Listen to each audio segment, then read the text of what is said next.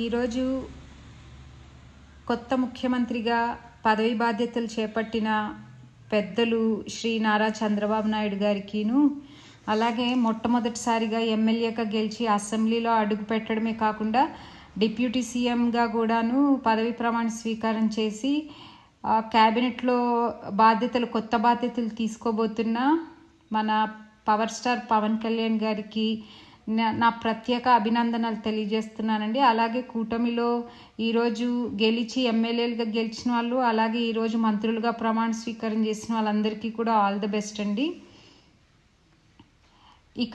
ఇక కూటమి ముందున్నది చాలా పెద్ద సవాలేనండి. మరి సూపర్ 6 అన్నారు, 20 లక్షల ఉద్యోగాలు అన్నారు, విద్యుత్ ఛార్జీలు పెంచమన్నారు, తర్వాత ఫ్రీ బస్ అన్నారు.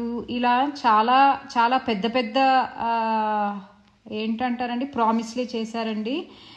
మరి ఈ ప్రామిస్లన్నింటినీ కూడాను ఫుల్ఫిల్ చేయడం అనేది అంత ఈజీ టాస్క్ కాదండి. మరి చాలా ఛాలెంజింగ్ టాస్కే. మరి పెద్ద ఆయన చంద్రబాబు నాయుడు గారి అనుభవం ముందు ఇవన్నీ ఏపాటిదండి.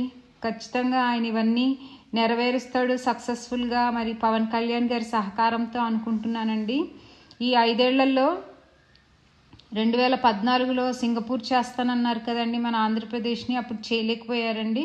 అట్లీస్ట్ ఇప్పుడైనా కూడా సింగపూర్ స్థాయిలో మన ఆంధ్రప్రదేశ్ని కొత్తగా మళ్ళీ రీబిల్డ్ చేస్తారని, మంచి మంచి రోడ్లు వేస్తారని, సూపర్ 6లో చేసిన ప్రామిస్లన్నీ ఫుల్ఫిల్ చేస్తారని, ప్రజాభీష్టాన్ని నెరవేరుస్తారని, డెవలప్డ్ స్టేట్గా మారుస్తారని, అంటే అభివృద్ధి సంక్షేమం 2 కళ్ళు అన్నారు కదండి.